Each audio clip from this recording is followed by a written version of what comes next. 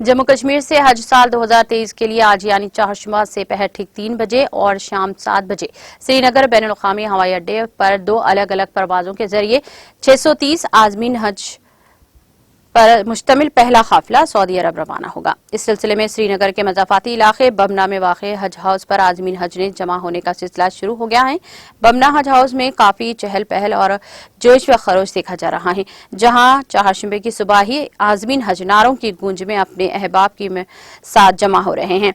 हुक्काम के मुताबिक श्रीनगर हवाई अड्डे से 315 आज़मीन पर पहली परवाज 3 बजे जिद्दा के लिए रवाना होगी, जबकि इतने ही आज़मीन पर मुश्तमिल दूसरी परवाज 7 बजे शाम रवाना होगी।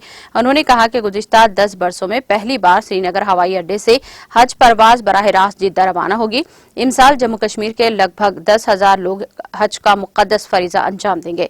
इधर श्रीनगर हवाई अड्डे पर हज साल 2023 के आज़मीन के लिए तमाम तर इंतजाम किए गए हैं। एयरपोर्ट हुक्काम का कहना है कि हवाई अड्डे पर आज़मीन हज को इंट्री गेट से हवाई जहाज तक पहुंचाने के लिए एक अलग इलाका मख्तस किया गया है और इसके अलावा एहराम पहनने के लिए आज़मीन के लिए अलग अलग जगहें रखी गई हैं।